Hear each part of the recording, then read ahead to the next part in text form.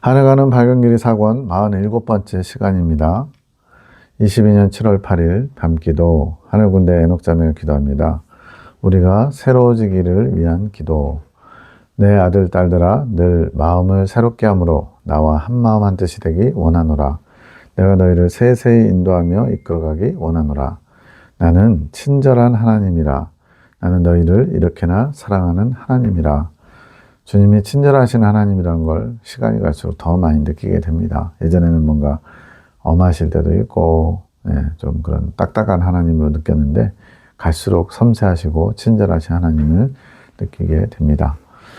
이런 나의 사랑을 배척하지 말고 배척받아서 너무나 슬프신 주님, 우리를 때문에 기쁘신 것보다 슬플 때 안타까워하시면서 우실 때가 더 많은 것 같아요. 나의 뜻을 따라 기쁨으로 나를 향해 나오기 원하노라. 내가 너희를 기다리고 있노라. 나의 두 팔을 넓게 벌리며 너희를 기다리고 있노라. 나에게 나오노라. 더욱 열심을 내어라. 나를 원하는 자는 열심을 내는 만큼 원하고 구하는 만큼 받아가게 될 것이니라.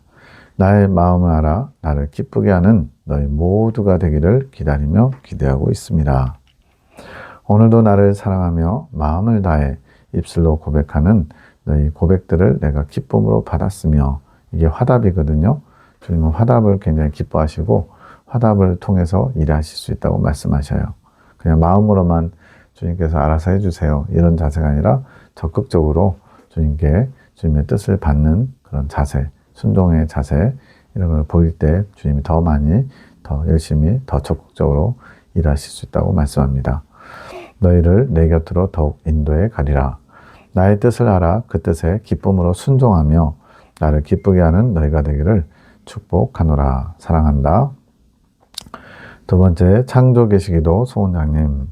주여 감사합니다. 고집이 떠나가게 하심을 감사합니다. 이 고집은 주님을 원하지 않은 마음도 고집이라고 표현되어 있고요. 나의 고착화된 사상도 고집으로 표현됩니다. 축복해 주시니 감사합니다. 고집이 떠나고 당신 마음을 아는 은총을 보내주심을 감사합니다. 당신을 향해 날아오를 수 있게 하소서. 이 날아오름이 당신을 가지는 행진이 되게 하소서. 비상 이런 표현들도 나오거든요. 주님께 날아오르는 거, 뛰어가는 거, 자동차로 가는 것보다 더 빠르겠죠. 당신을 원합니다. 오직 예수, 당신 한 분만 원합니다. 찬양에도 오직 예수라는 단어가 참 많이 나오는데 이게 말로만 고백이 아니라 진심으로 주님만이 나의 전부가 되는 그런 날이 와야지요. 그게 이긴 자부터 시작입니다. 저희 모두 한마음 한뜻입니다. 오직 예수, 당신 외에 그 어떤 것도 원치 않습니다. 저희의 믿음을 받으시고 당신을 주소서. 믿음의 대가는 당신을 가지는 것입니다. 예수님을 가진 자, 이긴 자거든요. 저희의 믿음을 받으소서. 당신을 믿는 믿음이 여기 있나이다. 보소서. 당신만을 원하는 믿음을 보소서. 저희를 당신의 것으로 취하소서.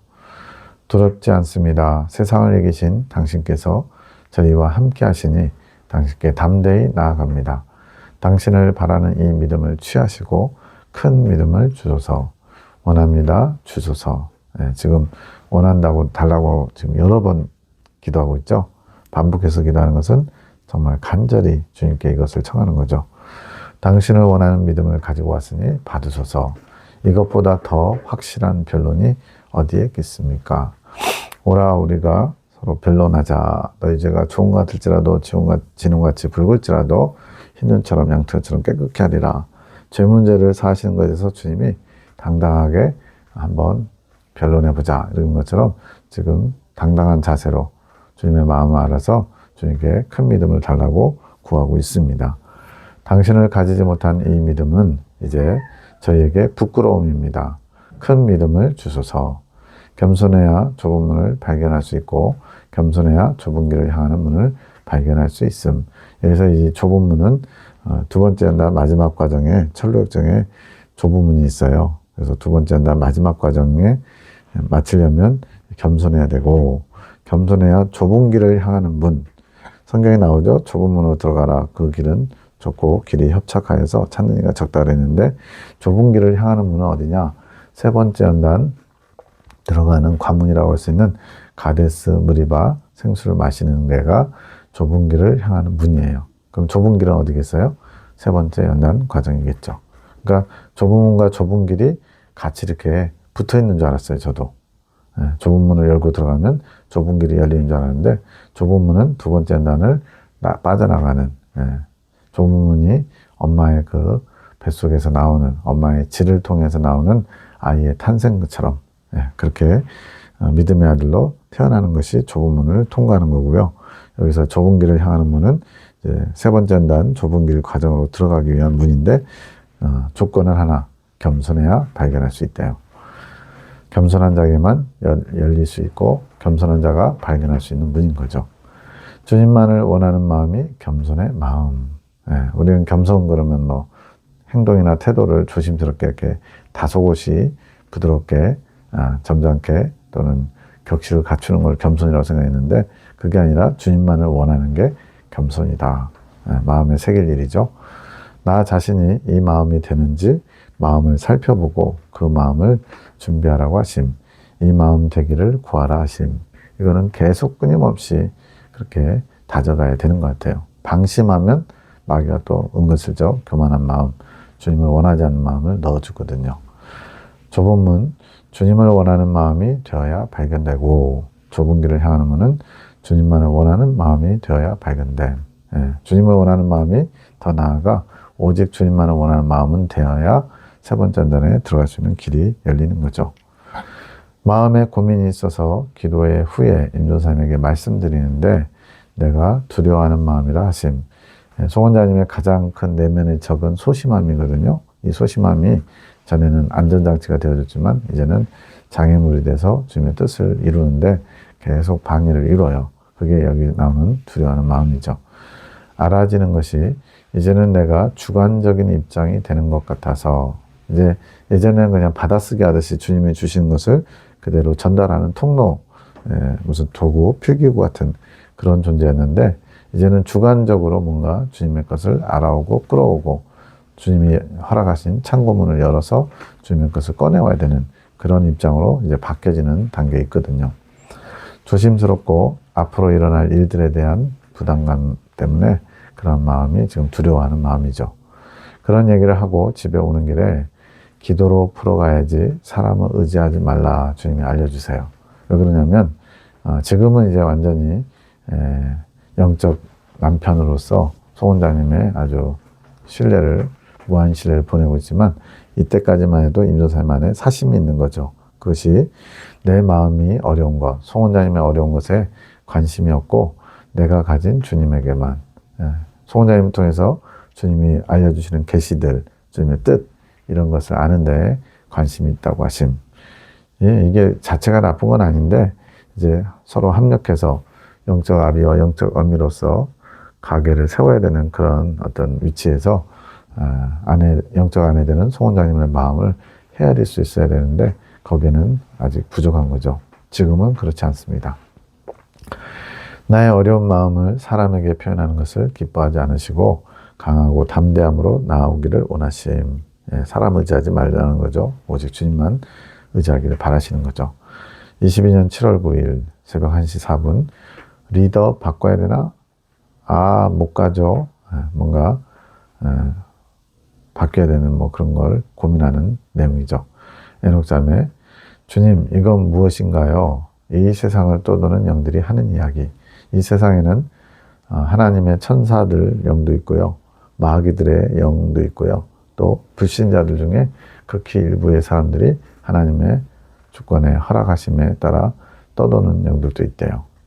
아직 지옥에 들어갈 준비가 안 된 거죠. 완전히 악으로 무르익지 않기 때문에. 천국도 지옥도 다 익어야만 들어갑니다. 천국은 하나님의 선으로 익어야 되고요. 지옥은 선한 것이 하나도 없는 악으로 익어야 들어가는 나라예요.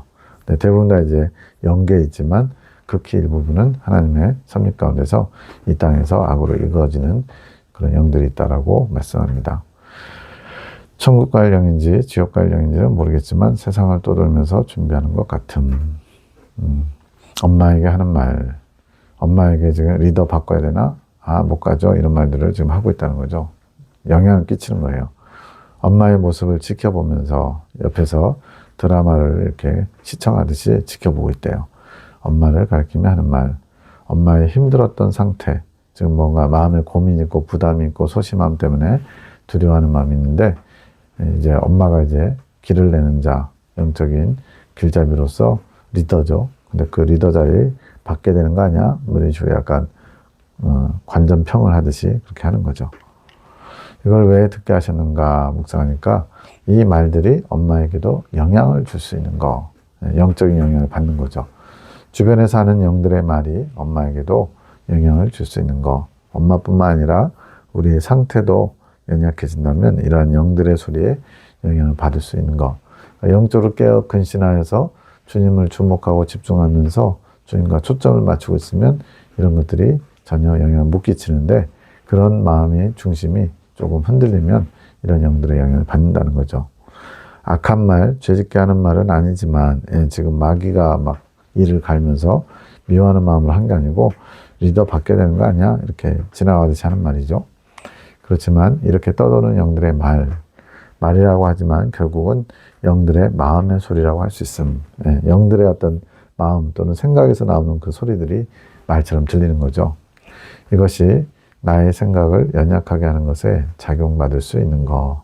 그래서 귀와 눈을 지켜야 돼요. 영적인 감각도 잘 분별해야 됩니다. 생각과 감정, 의지가 주님과 하나 되어 있다고 하더라도 자신의 상태가 연약해지면 그러한 생각들이 영향을 줄 수 있는 거. 연약해진다는 것은 자신을 보는 거. 환경과 자신을 보면 약해지는 거예요. 오직 주님만을 보시고 주님의 나를 이끌어 가시는 그 이끌어 가심만 봐야지 자꾸만 주변을 둘러보면 빈틈이 생기는 거죠. 그럴 때마다 이렇게 영들의 마음, 생각이 영향을 끼쳐서 주님을 더 집중하고 충성하지 못하게 만들 수 있죠.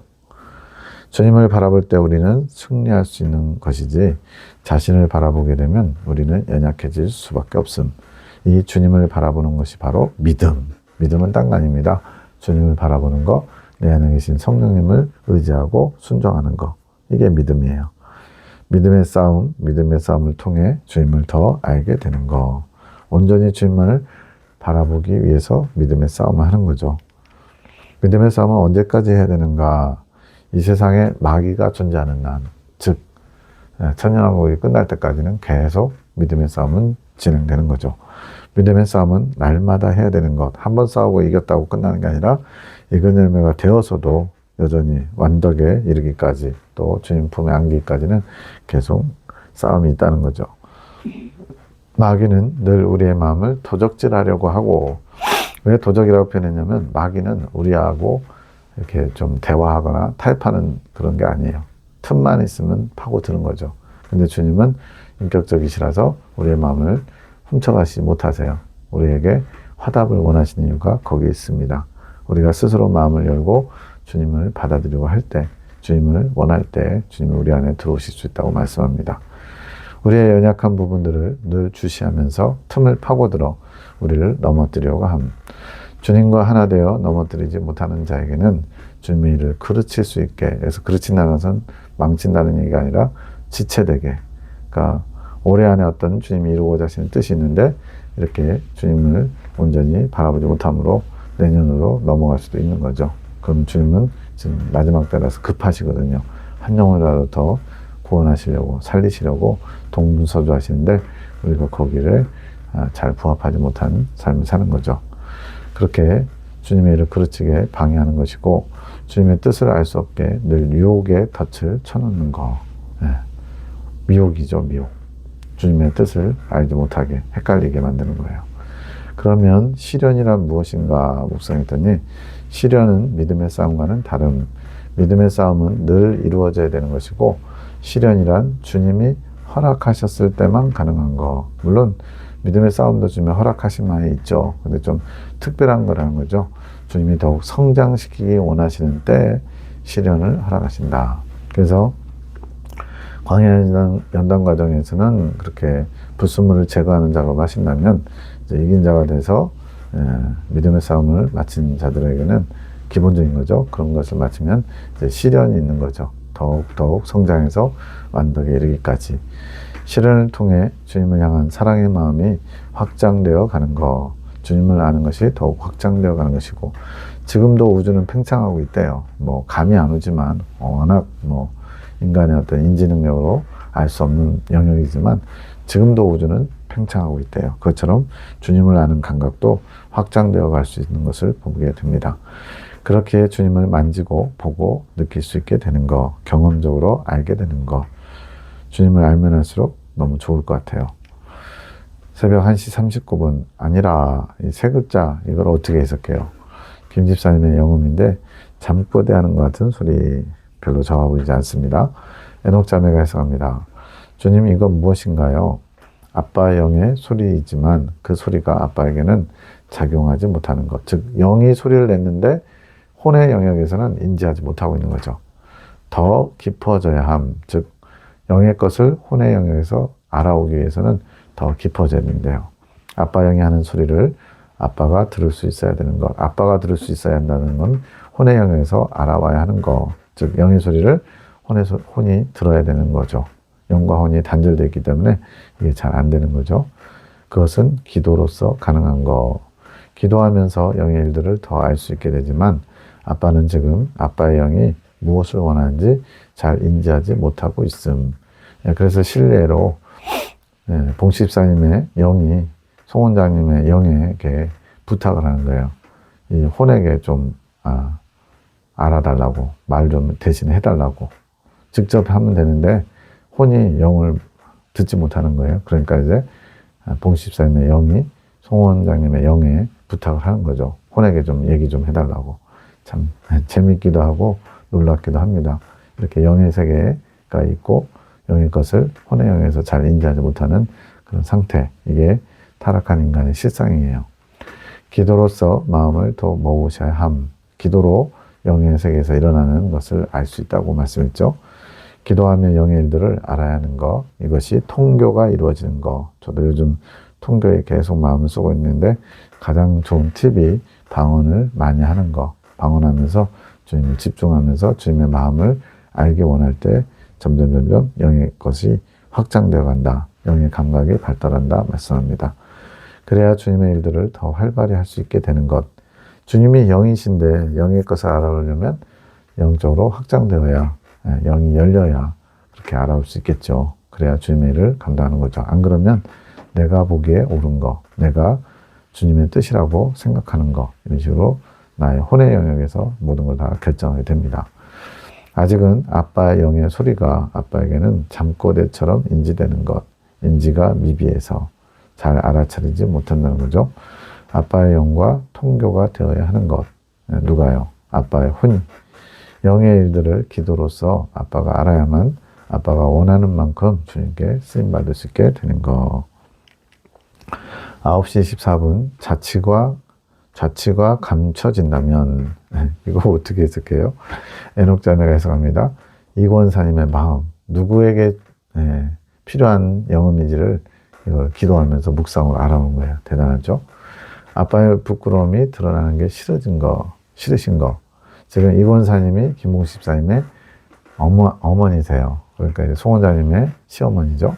근데 이제 아빠가 이 당시만 해도 책망이 워낙 많아요. 하나님이 봉십사님을 좀 부끄러울 정도로 책망이 많다 보니까 엄마들 입장에서 육적인 마음으로 굉장히 그런 게 싫은 거죠.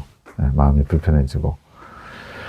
싫다는 것이 주님의 뜻이 싫으신 게 아니라, 주님의 뜻이 나타나는 게 싫은 게 아니라 권사님의 아들인 아빠가 자꾸만 주님께 혼나시는 게 엄마로서 속상한 것. 인지상정이라고 그러죠. 인지상정으로 충분히 이해가 됩니다. 그러나 영의 사람이 되기 위해서는 이런 걸 내려놔야죠. 그렇게 이권사님 마음이 좋지 않으신 것. 하지만 주님께서는 아빠를 사랑하시기에 이런 혼내시는 그런 주님만의 애정 표현, 고침받길 원하는 마음을 하시는 거지 핀잔 주려고, 주눅 들게 하려고, 또 부끄럼 당하게 하려고 하는 게 아니잖아요. 그래서 애정 표현이라고 하는 거예요. 사랑 표현. 이렇게 강하게 사랑으로, 강하지만 사랑이라고 하심, 강하게 사랑 표현을 하지 않으면 아빠는 알아들을 수 없으심. 죄송하지만 지혜가 부족한 거죠. 지혜로운 사람은 아 하면 착 알아들어야 되는데 그렇게 못 알아듣고 있는 거예요. 그렇게 이제는 아빠의 부족한 모습을 자꾸만 들춰내실 때마다 주님께서 드러내실 때마다 마음이 속상할 게 아니라 우리 주님이 내 아들을 이렇게 사랑하시는구나 라고 생각해야 됩니다. 자꾸만 이 권사님께서 마음이 안 좋아지는 것은 결국 아빠에 대한 주님의 사랑을 밀어내는 것이라서 주님께서 굉장히 속상하시다 말씀하십니다. 지금 아들이 부끄러움을 당해서 엄마인 이 권사님이 속상한데 그렇게 이 권사님이 속상해하면 당신의 사랑을 알아주지 않는 것에 대해서 주님께서 속상하시대요. 참 재밌는 순환이죠. 그렇게 앞으로도 주님께서 아빠에게 강하게 나타내실 때는 주님이 내 아들을 이렇게나 사랑하시는구나 라고 관점을 바꾸라고 하심. 그래야만 주님은 주님의 사랑을 더 흘려보내주실 수 있다 하심. 주님의 사랑을 흘려보내주고 싶은데 엄마 권사님이 이렇게 속상해하면 또 주님도 속상하셔서 잘 흘려보내지 못할 수 있다는 거죠. 이 권사님이 아빠의 마음에게 엄마의 마음을 존중해 주시는 거. 주님 얼마나 친절하시고 섬세하신지 몰라요. 이렇게 속상해하는 이 권사님까지 배려하고 계신 거죠. 그리고 이 권사님께서 계속 불편해 하셔도 주님께서는 어떻게든 아빠에게 주님의 뜻을 이루셔야 하기 때문에 다른 방법으로라도 사랑을 표현하실 수밖에 없으신 거. 왜냐하면 주님의 뜻은 반드시 이루어져야죠. 그래야 주님이 손해보지 않으시고 많은 영혼들을 주님께로 이끌 수 있기 때문에 이것이 주님의 사랑이죠. 그런데 엄마에게는 왜 내 사람이라고 다른 분들과의 관계를 정해 주셨는데 송원자님에게는 나의 사람이다. 봉십사님에게 엄하게 호되게 나의 신부를 대하듯이 하라고 네 아내처럼 대하지 말라고 아내 관계를 끊으라는 게 아니죠. 네 아내, 육적인 아내이기보다는 나의 신부로서의 그 모습을 바라보길 원하시는 거죠. 그렇게 관계를 정해 주셨는데 아빠는 왜 이권사님의 아들이라고 표현하시는가? 이제 딸인 그 에녹자매 입장에서는 그게 궁금한 거예요. 이권사님의 아들, 좀 거리감이 있죠? 그는 아직 내 사람이 되지 않았다. 내 사람이라고 표현할 수 있게 주님께 온전히 속하지 못했다는 거죠. 이긴 자가 아직 되지 않았기 때문에 그럴 수도 있죠. 물론 나에게 모든 것을 주었지만 아직 과정 중에 있지 않느냐? 때가 되면 내가 내 사람으로 부를 것이다. 그러니 열심을 다해라. 내가 항상 지켜보고 있다. 봉시가 얼마나 친절하시고 친근하신 주님인지 모릅니다.